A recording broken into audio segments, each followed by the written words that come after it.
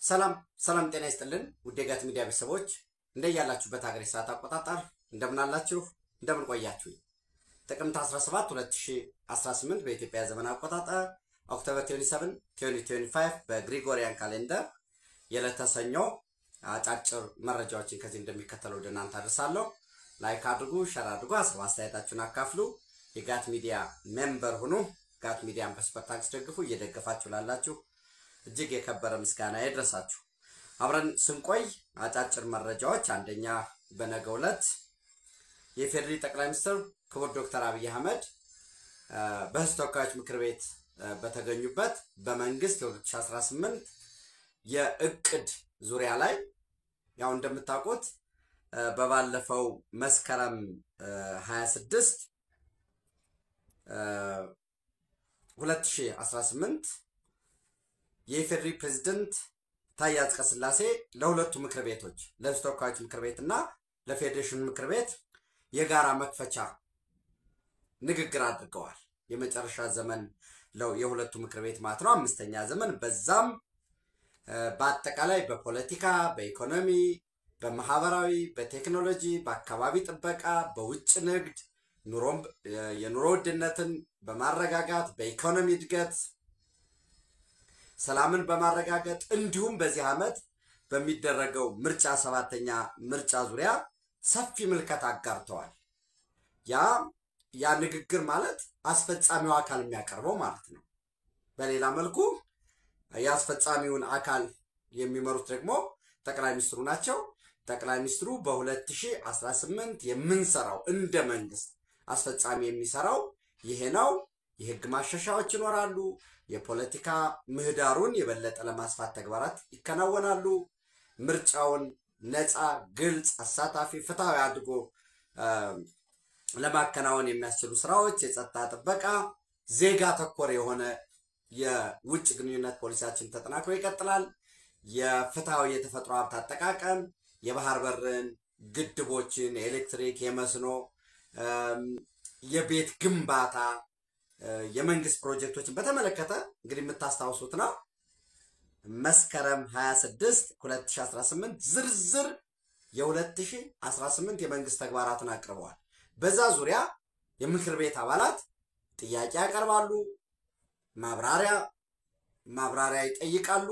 ከህዝብም ከራሳቸውም የሚነሱ ለምሳሌ ምናልባት ያላለቁ ፕሮጀክቶች በየአካባቢያቸው በየተወከሉበት አካባቢ እነዚህ ቢያልቁ እነዚህም በዚህ ዘመን ለመጨረስ ምን ተይዟል፣ ከሰላምና ጸጥታ ከኑሮ ውድነት በእቅዱ መሰረት ወይንም ተጨማሪ ሌሎችም ቢካተቱ የሚሏቸውን ዝርዝር ጥያቄዎች ማብራሪያዎችን ይጠይቃሉ ተብሎ ይጠበቃል። ኤኒዌይስ ነገ ጥቅምት 18 ቀን 2018 ዓ.ም ከጠዋት 2 ሰዓት ጀምሮ ክቡር ጠቅላይ ሚኒስትር ዶክተር አብይ አህመድ በተገኙበት መደበኛ ስብሰባውን ያደርጋል።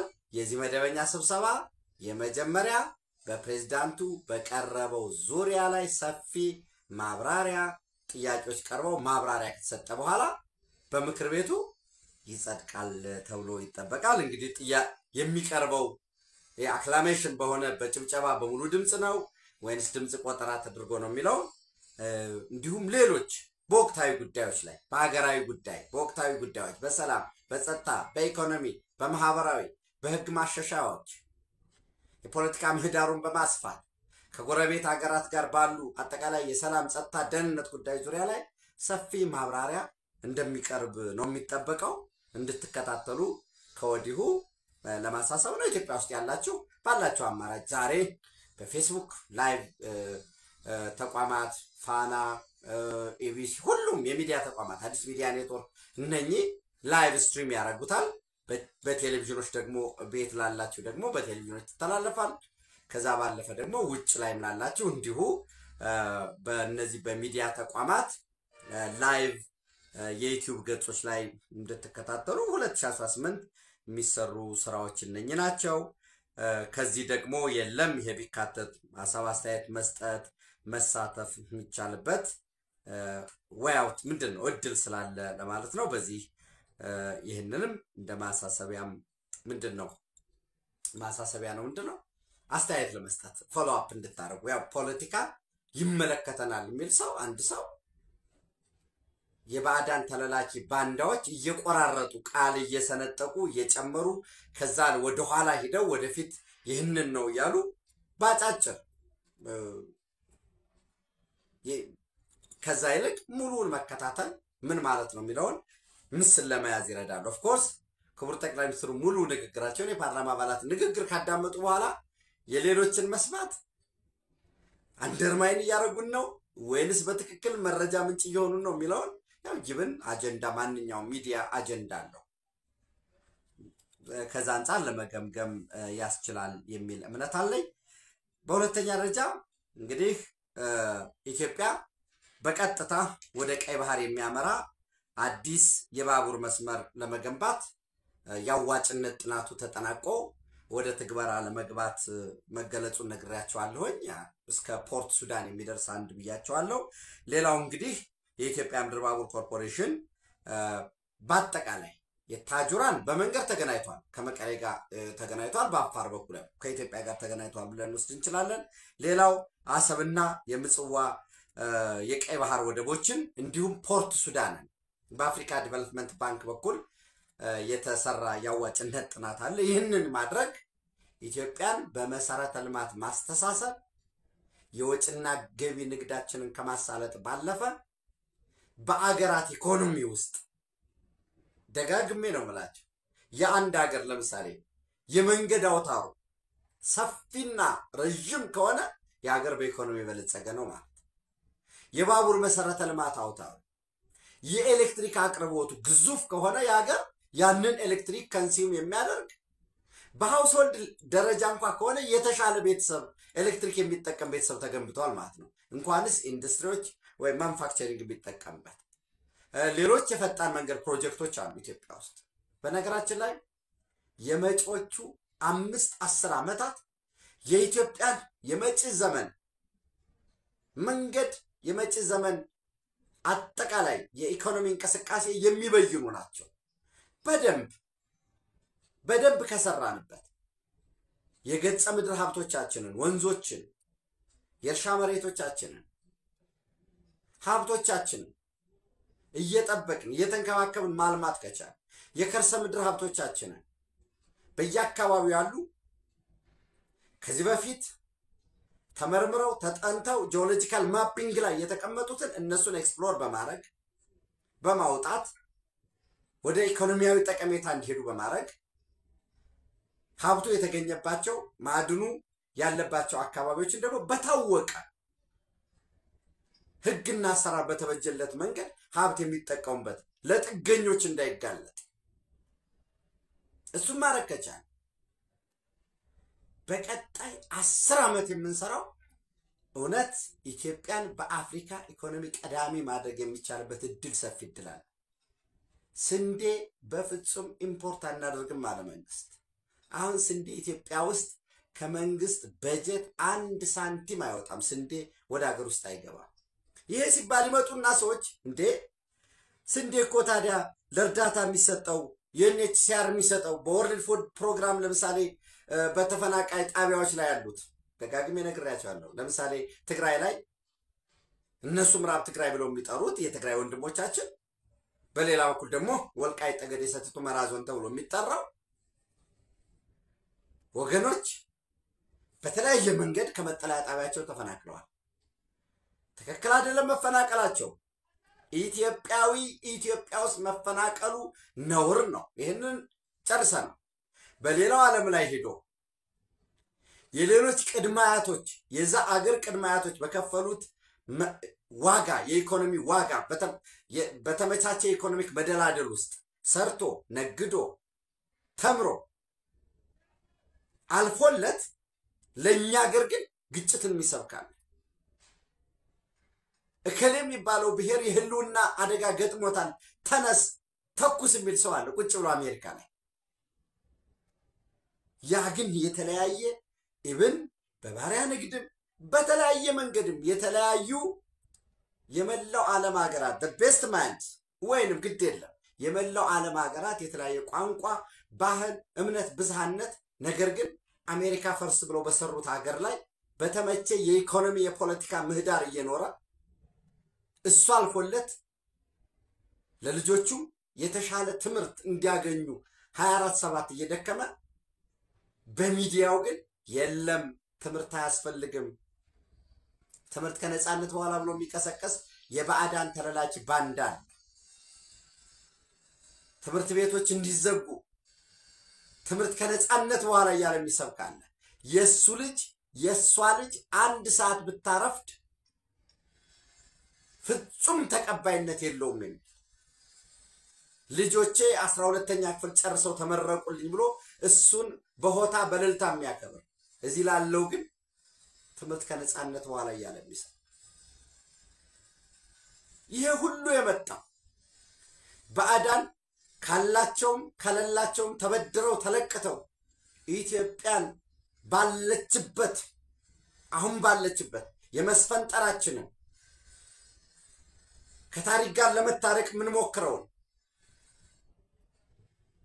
ቢያንስ ናሽናል ናሬሽን ብሔራዊ ትርክት እንዲኖረን እኔ ራሴ ትርክት ይኖረኛል ቤተሰቦቼ የራሳቸው ትርክት ይኖራቸዋል እንደ ብሔር ሌሎች ብሔሮች ትርክት ይኖራቸዋል ግን የጋራ የሚያስተሳሰር የሽፍልጥ ማሰሪያው ልጥ ነውና የሚያስተሳስረን ብሔራዊ ትርክቶች ይኖሩን ብሔራዊ ፕሮጀክት ይኖረን ሲባል የሚደነግጡት ይሄ ህዝብ ይሄ ባለ ታሪክ ይሄ ያድዋ ድል ባለቤት ይሄ በጀት ተከልክሎ ፕሮፓጋንዳ እየተነዛበት ተላላኪዎቻቸውን አደራጅተው ጦርነት ከፍተውበት በዚህ ሁሉ መሃል ከውስጥ የተነሱ ባንዳዎችን ቢኖሩ ኢኮኖሚያችን እጃጠሩ ስነትን ቢኖረው ይሄ ሁሉ ተቋቁሞ ድል ያደረገ ህዝብ ነው በዚህ ድል ላይ ሌሎች ብሔራዊ ትርክት ብሔራዊ አንድ የሚያስተሳሰር ሹን ፍልጥ የሚያስር አንድ ልጥ የተገኘ ጊዜ ከባድ ነው ኢትዮጵያን መመለስ አንችልም በሚል የተያዙ ዘመቻዎች አሉ ኤኒዌይስ ይሄንን ቀጣይ 5 ዓመት ምንሰራቸው በምስራቅ አፍሪካ ቀዳሚ ሆነን እንድንወጣ ያደርገናል አሁንም በምስራቅ አፍሪካ ትልቅ ኢኮኖሚ ባለቤት ነን ፈጣን ኢኮኖሚ እድገት የሚያሳይ ሀገር ነው ነገር ግን ይህ አይደለም የሚዘመረው ይህ አይደለም ስለ ኢትዮጵያ እንዲታወቅ የሚፈለገው ኢትዮጵያ አለቀላት ኢትዮጵያ አልተፈርስ ነው ኢትዮጵያ ጨረሰች የሚለው ነው ጠላቶች የሚፈልጉት እሱ ነው የጠላት ተለላኪዎች ደግሞ የሚያስተላልፉት እሱ ነው ኤኒዌይስ ሰፋፊ የፈጣን መንገድ ፕሮጀክቶች አሉ 4 አንደኛው ከአዲስ አበባ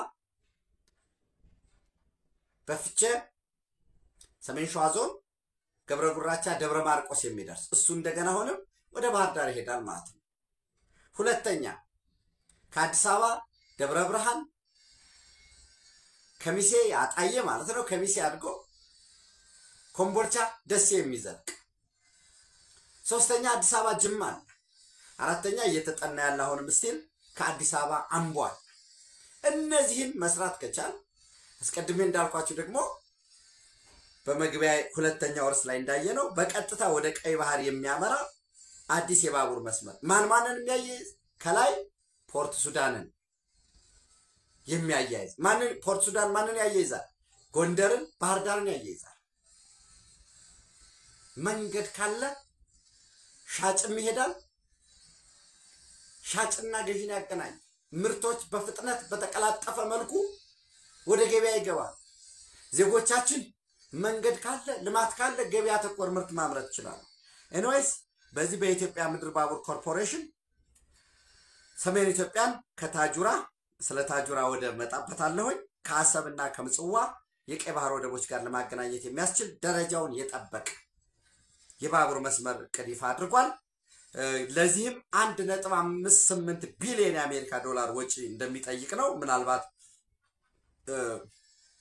ከዛም ከፍ የሚልበት እስከ 1.8 ቢሊዮን ዶላር የሚጠይቅበት እንዳለ ነው የሚታየው 216 ኪሎ ሜትር ርዝመት የሚኖረው የወልዲያ ሐራ ገበያ መቀሌ ነጠላ የባቡር መስመር የባህር በር ለማግኘት መንግስት እያደረገ ያለውን መጠነ ሰፊ ዘመቻ የሚያስፈጽም አንድ አካል ነው የባህር መስመሩ ኢትዮጵያን ከታጁራ አሰብና ምጽዋ ወደቦች ጋር ያገናኛል ጥቅምት 11 ቀን 2018 በአዲስ አበባ ስካይላይት ሆቴል በተደረገው የኢትዮጵያ ብሔራዊ ባቡር ንግድና ኢንቨስትመንት ጉባኤ የቀረበውን ባለ 21 ገጽ የኢትዮጵያ ምድር ባቡር ኮርፖሬሽን ላውንች ያደረገው ባለ 21 ገጽ ነው። ይሄንን የሚለው እዚህ ገጽ ላይ ምጽዋን አሰብና ታጁራን ከማገናኘት ባለፈ በተመሳሳይ የባህር ዳር ጎንደርን አድርጎ ኮኔክት አድርጎ ከፖርት ሱዳን ጋር የሚያገናኛል።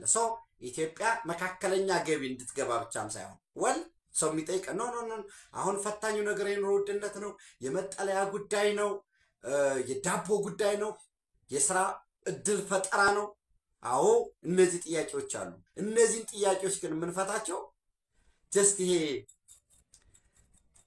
ምንድነው ምንድነው አረነው በቁጥቁጥ አይደለም የምንፈታቸው። እነዚህ ትልቅ ፕሮጀክቶች፣ እነዚህ ፈጣን መንገድ ፕሮጀክቶች አራቱ አንድ ጊዜ ቢተገበሩ በትንሹ ለ150 ሺህ ለ200 ሺህ ሰው የሥራ እድል ይፈጥራሉ። ምን ማለት ነው?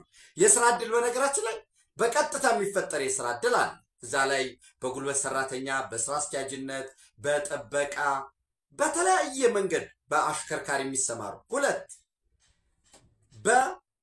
በተዘዋዋሪ ደግሞ እዛ አካባቢ ላለው አገልግሎት ለማቅረብም የሚፈጠር የሥራ እድል እንደተጠበቀ ሆኖ ከኋላ ሲሚንቶ ለሚያመርቱት ሲሚንቶ ለሲሚንቶ ፋብሪካ ኦፊስ ጆብ ለሚሰሩት ይሄ አጠቃላይ አራቱም አዲስ አበባ ፍቼ ደብረ ማርቆስ፣ አዲስ አበባ ደብረ ብርሃን ኮምቦልቻ ደሴ፣ አዲስ አበባ አምቦ፣ አዲስ አበባ ጅማ እነዚህ አንድ ጊዜ ቢገቡ በትንሹ ለ400 ሺህ ለ500 ሺህ የሥራ እድል ይፈጥራሉ። በኋላ የሚመጣው የሥራ እድል ሌላ ጉዳይ ሆነ ከዛም ይበልጥ ስለሆነ ሌሎችም የማዳበሪያ ፋብሪካ፣ የጋዝ ሪፋይነሪው፣ የጋዝ መስመር ዝርጋታው እነኚህ የባቡር መስመሮች 1.58 ቢሊዮን ሲባል እስከ 1.8 ቢሊዮን ድረስ ሊሄድ እንደሚችል ነው እየነገርኳቸው ያለሁት። በዛ ውስጥ የሚፈጠሩ እጅግ ከፍተኛ የሆነ የሥራ እድል አለ። የቤት ግንባታዎች አሉ። በቀጣይ 5 ዓመት የሚገነባ እስከ 1.5 ሚሊዮን ቤት በጣም ሂውጅ ቤት ነው። እነዚህ ቤቶች እንዴት ነው የሚገነቡት? በግለሰብ ቦታ የሚቀርብ ይሆናል። ግለሰቦች በጋራ ሆኖ አፓርታማ ሊገነቡ ይችላሉ። በግልም በሊዝም በተለያየ መንገድ መሬት የሚቀርብበት። ሁለት መንግስት በራሱ የቤቶች ኮርፖሬሽንን ጨምሮ ኮንዶሚኒየም የጋራ የሚገነባበት ይኖራል። ሶስተኛ ሪል ስቴቶች እንዲገነቡ ይደረጋል። ሪል ስቴቶች እስከዛሬ በአብዛኛው አይታችሁ ከሆነ የሚገነቡት the highest class ቢያንስ ከፍተኛ መካከለኛ ገቢ ያለውን ታሳቢ አድርገው ነው። የለም የሆነ ቦታ አነስ ባለ ዋጋ ቦታ በሚቀርብበት ሁኔታ የተወሰነ ኮስትም መንግስት በርደኑን ሸር ያደረገ ኢቭን ለከፍተኛ መካከለኛ ገቢ ላለው ብቻም ሳይሆን መካከለኛ ገቢ ላላቸው አከመዴት የሚደረጉ ቤቶች የሚገነቡበት። ከዛ ባለፈ የቤት ግንባታ ፕላናችን አይታችሁ ከሆነ ሰበርቦች ላይ ነው በአብዛኛው ከተማ ዳር ምናምን ነው የምንገነባው። ሚክስድ የሆኑ ህንጻዎች የሚገነቡበት በፐብሊክ ፕራይቬት ፓርትነርሺፕ ለምሳሌ የግል ባለሀብቶች እነዚያ የግል ባለሀብቱ ሪል ስቴት ኦነር ሊሆን ይችላሉ ወይ ነጋዴዎች ሊሆኑ ይችላሉ። በምን ሞዳሊቲ ጂፕላስቲዮን ህንጻ ባለ 20 ፎቅ ህንጻ ለምሳሌ ከተማ ውስጥ የሚገነባ መሀል ከተማ እንዲገነባ ይደረግና ወደ ታች አንደርግራውንዱን የተወሰኑ የመጀመሪያ ፍሎር፣ ሁለተኛ፣ ሶስተኛ፣ አራተኛ ፍሎር፣ አምስተኛ ፍሎር ለኮመርሻል ፐርፐዝ ሊውል ይችላል። ዘን 6 7 8 ለመንግስት ሊሰጡ ይችላል። 6 7 8 ሊያከራያቸው ይችላል፣ ቢሮ ሊያረጋቸው ይችላል whatever። ከዛ በላይ ያለውስ 9 10 11 እስከ 20 ላለው ደግሞ ምን ይሆናል? እንደ ኮንዶሚኒየም ወይንም እንደ ጋራ መኖሪያ ቤት በዝቅተኛ ነው የሚከራየው ወይንስ ለዜጎች ተላልፎ ይሰጣል? ያ ከሆነ በአርባን ፕላኒንጋችን በአርባን ማኔጅመንታችን የትራንስፖርት ሴክተሩን የተሳለጠ ይሆናል። ለምሳሌ ቦሌ አካባቢ ብትሄዱ ጧት ወደ ቦሌ ለመሄድ በጣም ፈተና ነው። ታክሲ አታገኙም። ሰው ወደ ቦሌ ነው የሚሄደው፣ ንግድ ነው ያለው። ማታስ ለምሳሌ ከቦሌ ወደ ጎሮ ልትሄድ ትችላለህ። ማታ ከቦሌ ወደ ጎሮ ለመሄድ በጣም ከባድ ነው። ከጎሮ ወደ ቦሌ የሚመለስ ግን አታገኝም። ለምን?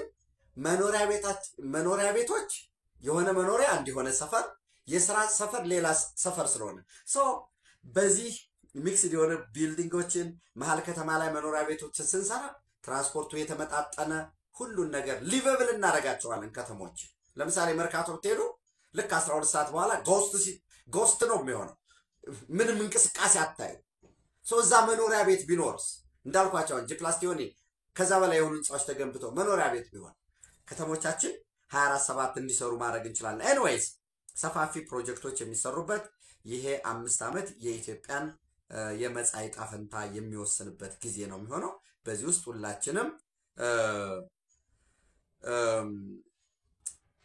ትልቁ ነገር የበኩላችንን አስተዋጽኦ ማድረግ ይጠበቅብናል ማለት ነው። እንግዲህ ሌላው አዲሱ መረጃ የሬድ ሲ ጌትዌይ ተርሚናል የሚባል የሳውዲ አረቢያ አንድ የወደብ አስተዳደር ኩባንያ ልክ ዲፒ ወርልድ የሚባለው የዩኤኢ እንዳለው ማለት ነው የታጁራ ወደብን ለ30 ዓመት የማስተዳደር የማስፋት ውል ፈጽሞ ከጅቡቲ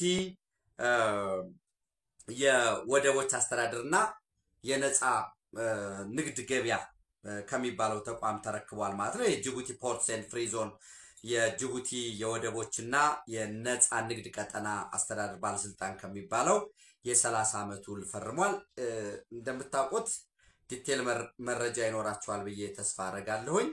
የታጁራ ወደብን የተገነባው በዋናነት ከአፋር ክልል የሚወጣውን የፖታሽ ማዕድን በቅርብ ርቀት እና ያንን ማዕድኑን በዋናነት የፖታሽ ማዕድንን ለኢትዮጵያ የግንባታ ግብዓት የሚውሉ ብረታ ብረት የግንባታ እቃዎች ሴራሚኮችን እና ጥራጥሬ በተለይ ሰሊጥን መሰረት አድርጎ ሌሎች ኮሞዲቲዎች ጅቡቲ ላይ መጨናነቅ ስለነበረ ነው የተሰራው።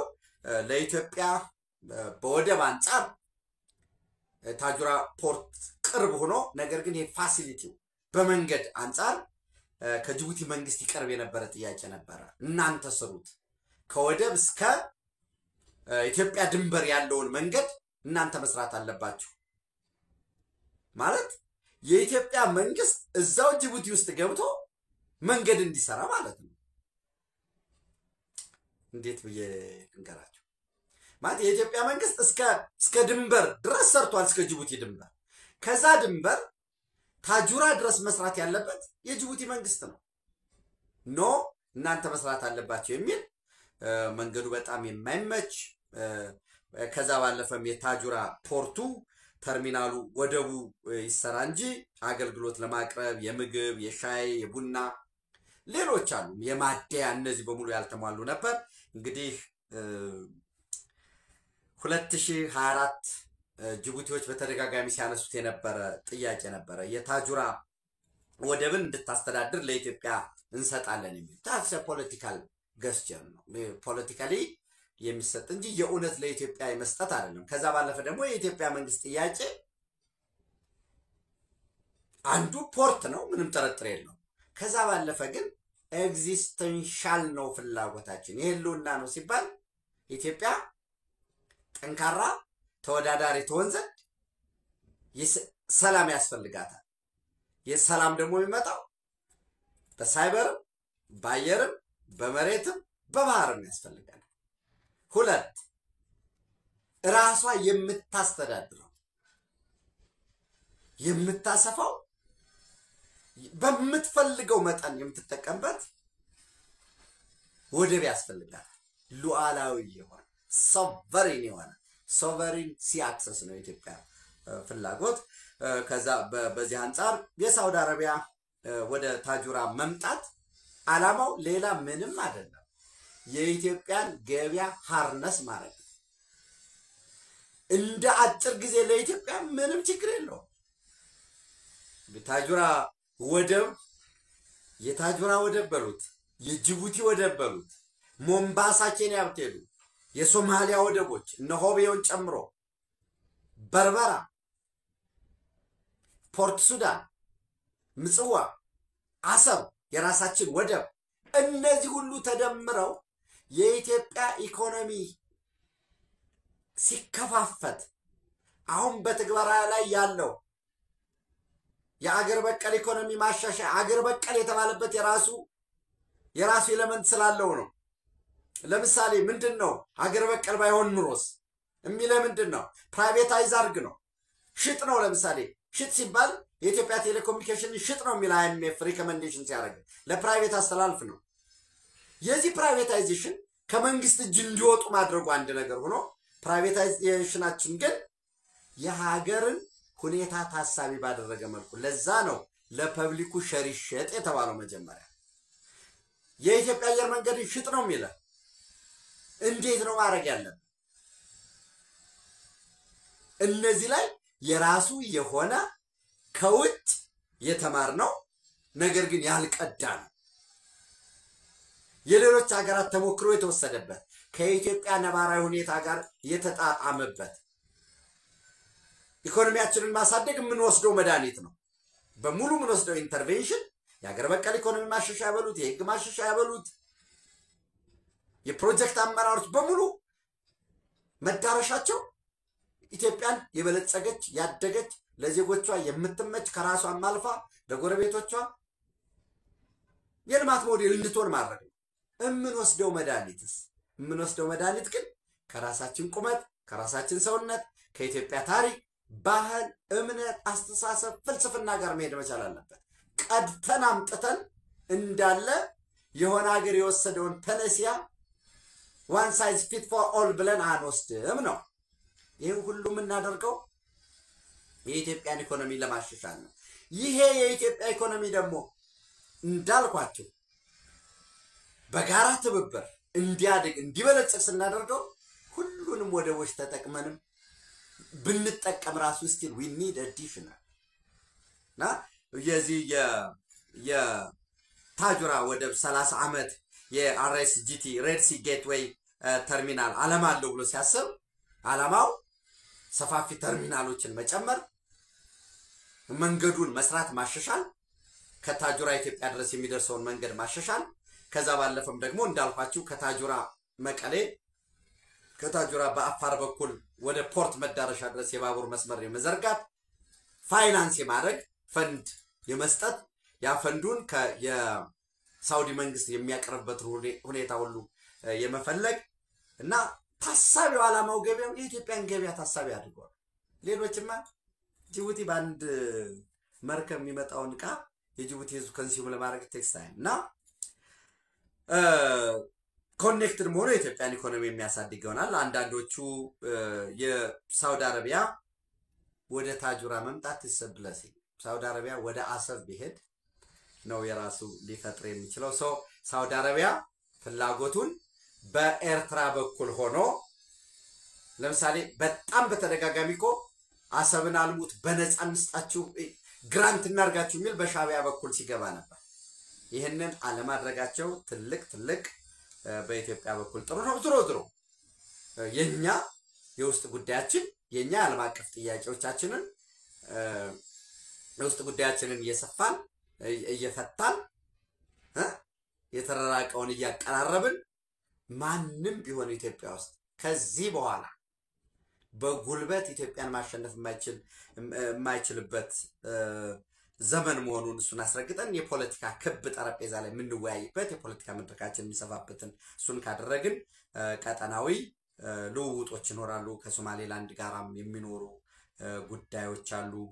ሶማሌላንድ ልክ ሳውዲ አረቢያ ጅቡቲ ስትመጣ ዩናይትድ አረብ ኤሚሬት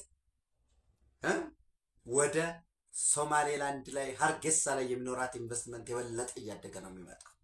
ከአርኤስኤፍ ጋር የተያያዘ አለ። እንግዲህ አርኤስኤፍ ለባለፉት ኦልሞስት 18 ወራት ከቧት የነበረችውን እና በዙሪያውን ኦልሞስት ዙሪያውን ሊባል በሚችል መልኩ አርኤስኤፍ ኖሮ ነገር ግን የአርኤስኤፍ የሱዳን አርሚ ፎርስ ስትሮንግሆልድ የነበረችዋን ኤልፋሽርን ሙሉ ለሙሉ በቁጥጥር ውስጥ አድርጓል። የ61ኛ እንዳልተሳሳት 61ኛ ይመስለኛል የባታሊዮን የጦር ካምፑንም ተቆጣጥሯል። ሞሮርለስ አሁን የፓራላል ስቴቱ እየተረጋገጠ ያለበት ሁኔታ ነው የሚኖረው ማለት ነው። ሶ የሳውዲ ኢራን፣ ግብጽ፣ በጣም ከፍተኛ የሆነ ድጋፍ ለሱዳን አርሚ ፎርስ ኮንትሪቢዩት ያደርጋሉ። ኤኒዌይስ በጣም የጅቡቲ ወደ ሳውዲ አረቢያ መምጣት እኛ ታጁራ ጋር ያን ያህል ኢንተረስት የለንም። አሰብ ላይ ቢሆን ነበር ችግር ሊፈጠር የሚችለው። እሱ ወደ አሰብ እንዳይሄዱ የተሰሩ ሰፋፊ ስራዎች እንዳሉ አውቃለሁኝ። በኢትዮጵያ መንግስት በኩል ዲቴሉን ያን ያህል አስፈላጊ ስላልሆነ ነው። ሌላው እንግዲህ እስማኤል ጉሌህ 77 ዓመታቸው ነው። ከሁለት ዓመት በፊት አንድ ህግ አረቀቀው ነበር። ያ ህግ ምንድነው? ከ75 ዓመት በኋላ ያለው የህገ መንግስቱ የጅቡቲ ህገ መንግስት አንድ መሪ ለስልጣን ለመወዳደር ከ75 ዓመት በታች መሆን አለበት ይል ነበር። ነገር ግን ያው እንግዲህ 75ቱ ስለደረሰ በቀጣይ ምርጫ ላይ ለመወዳደር ህገ መንግስቱ ላይ የ65 የምክር ቤት አባላት በሙሉ ድምጽ አጽድቀውታል። ስለዚህ ኤጅ ሊሚቱ ተነስቷል ማለት ነው። በህገ መንግስቱ 75 የሚለው ቀሪ እንዲሆን ተደርጓል። ምናልባት የምክር ቤቱ ምንድነው ስፒከር አፈ ጉባኤ ይሄ ውሳኔ 80% የህዝብ ድጋፍ አለው በሚል ላይ ያቀረቡት ምን ያህል ጥናት ተጠንቷል የሚለው ሌላ ጉዳይ ነው። ጅቡቲ ውስጥ መፈንቅለ መንግስት ለማድረግ የተወሰኑ ሙከራዎች ነበሩ። በተለያየ ሚዲያ አማራጮች የሰማቻቸው ይመስለኛል። ከዚህ ከኢሳያስም ጋራ የሚያዝ የሌሎችም ኢንተረስት አለበት።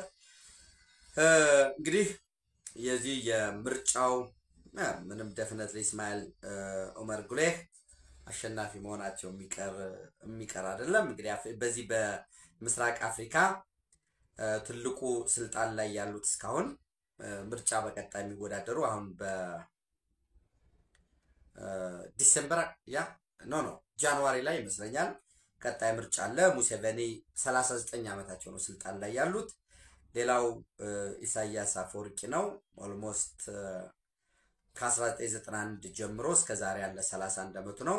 እስማኤል ኦመር ጉሌህ 26 ዓመቱ ነው። እንግዲህ በቀጣይ 5 ዓመት ሲያገለግል 31 ዓመት ይሞላዋል። ያንን እንግዲህ 26 ዓመቱ ነው። አጠቃላይ ይሄን ያለው። ሌላው እንግዲህ በመጨረሻ የጋዛ ላይ የሰላም ማስከበር ዓለም አቀፍ የሰላም ማስከበር ዩናይትድ ኔሽን ሊመራው የሚችል የሰላም ማስከበር ሊኖር እንደሚችል ነው ማርኮ ሩቢዮ ማለት የአሜሪካ የውጭ ጉዳይ ሚኒስትር እየገለጹ ያሉት ምንድነው የሚሉት? Yes, exploring ways to deploy international forces to Gaza, possibly under United Nations mandate. ማርኮ ሩቢዮ ናቸው ይሄንን የተናገሩት። ከዛ ባለፈ ሌላ ምንድነው የሚሉት? Gaza security force will be made up of countries that Israel is comfortable with. ከተለያዩ ሀገራት የተውጣጣ ነገር ግን እስራኤል እንደ ሀገር ማንኛውም ሀገር ለምሳሌ ግብጽ አሁን በሰላም ማስከበር ልሳተፍ ሊል ይችላል። እስራኤል ግብጽን ይቀበለዋል? I don't think so. well ጥያቄ ምልክት እናርግበት። ቱርክ ሊጠይቅ ይችላል ሰላም ማስከበር ላይ ልሳተፍ ቢል በፍጹም አይቀበሉትም። well ኢራን ሊጠይቅ ይችላል ሰላም ማስከበር ላይ ልሳተፍ ብሎ ይቀበሉታል? 100% አይቀበሉትም። ልክ እንደዚህ በዓለም አቀፍ ማንዴት ውስጥ Gaza security force will be made up of countries that Israel is comfortable with. Now, Rubio 6 kick deployment of international force to police ceasefire in Gaza. ይሄንን የሰላም የተኩስ አቁሙን ከሁለቱም ወገን ያው ከእስራኤል በኩልም እንዳይተኮስ ከሐማስ በኩልም ሐማስና አፍሌትድ የሆኑ ታጣቂዎች እንዳይተኩሱ የማድረግ ይያለ። በዚህ ሂደት እንግዲህ እንደምታውቁት ኢትዮጵያ በዓለም አቀፍ የሰላም ማስከበር እጅግ የተመሰከረለት ውጤታማ ዲሲፕሊንድ ዌል ትሬንድ የሆነ ሰራዊት አለ። ከቀዳማዊ ኃይለ ሥላሴ ዘመን ጀምሮ እስከ ዛሬ ድረስ በየትኛውም ስርዓት ቢሄድ ቢመጣ የማይናወጥ ዲሲፕሊንድ ፕሮፌሽናል የሆነ ሰራዊት አለ። ይሄንን ያደለውም ያለው ዓለም የመሰከረለት ነው። አንዳንድ የባዕዳን ተለላኪ ቅጥረኛ ባንዳዎች እንደሚሉት አይደለም እንዲያደረገ እንዲፈጸመ ኖ አንተ ልታወራ ትችላለህ። ሰንበዲ ሊያወራ ይችላል። ዓለም ያውቀዋል የኢትዮጵያን ሰራዊት። እዚህ ብቻ አይደለም ያለው ዳርፉር አለ፣ አብዬ ግዛት አለ፣ ሴራሊዮን ሄደዋል፣ ሩዋንዳ፣ ብሩንዲ፣ ኮንጎ ዲአርሲ፣ ኮሪያ ዘምቷል። ሰው በኮንጎ፣ በላይቤሪያ፣ በሱዳን፣ ደቡብ ሱዳን፣ ሩዋንዳ፣ ብሩንዲ፣ ዛሬ ሶማሊያ ላይ በጀግንነት እየመከተ ያለው የኢትዮጵያ ሰራዊት ዋና በሁለት መንገድ ለዛው በባይላተራል ቁጥሩ 6-7 ሺህ ገደማ የሚሆን በሁለትዮሽ ስምምነት አለ።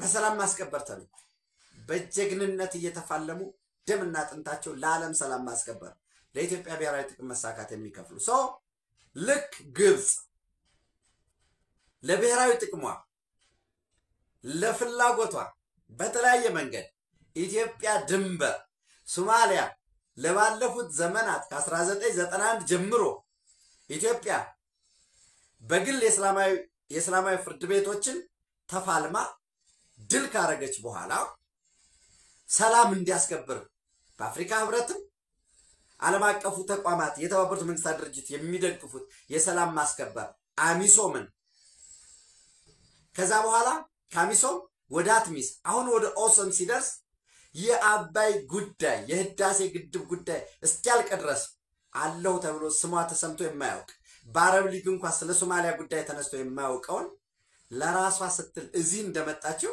ኢትዮጵያ የምታደርገው ከእስራኤል ጋር ሁለንተናዊ በኢኮኖሚም በፖለቲካም መሰረቱ ሰፊ የሆነ ግንኙነት እየመሰረትን ነው። በኢንቨስትመንት ሰው የኢትዮጵያ መንግስት ዴፊኒትሊ ጋዛ ላይ ለመሰማራት ጥያቄ ማቅረብ መቻል አለበት። ይሄ ጥያቄ እንዳልኳችሁ አንደኛ ሰላም ለማስከበር ፍላጎቱ አለን ብሎ ለእስራኤል መንግስት ጥያቄ ማቅረብ፣ ምክንያቱም የእስራኤል ብለሲንግ ስለሚያስፈልግ ለአሜሪካ ጥያቄ ማቅረብ፣ ምክንያቱም አሜሪካ መደገፍ ስላለበት ለተባበሩት መንግስታት ለነዚህ ለሶስቱ ማቅረብ ፍላጎትን መግለጽ በራሱ የሰላም ማስከበር አካል ነው። ይህንን ስናደርግ ልክ ሶማሊያ ላይ እንሰማራለን እንዳሉት ዝግጅት አድርገናል እንዳሉት እኛም ኢንስፔክት የሚያደርግ ቲም ወደ ጋዛ እንልካለን። ለጋዛ ወንድሞቻችን ለፍልስጤማውያን የሰላም ማስከበር አሻራችንን እናሳርፋለን ማለት ነው። ይህንን ማድረግ ይጠበቅብናል። ይህን ስናደርግ ምናልባት እንዲያውም የራፋ ጌትዌይን ከግብጽ ወደ ጋዛ ያለውን የራፋ ጌትዌይን የመጠበቅ ሁሉ ስራ መስራት ይጠበቅብናል። አብራችሁ ስላላችሁ አብራችሁ ስለምትሆኑ እጅግ የከበረ ምስጋና ይድረሳችሁ። ጋት ሚዲያን ላይክ አድርጉ፣ ሼር አድርጉ፣ ሰብስክራይብ አድርጉ። ሌሎችም ቤተሰቦቻችን እንዲሆኑ ጥረት አድርጉ። በሱፐር ታንክስ ደግፉ። ኢትዮጵያ በክብር ለዘላለም ትኖር። ታንክ ዩ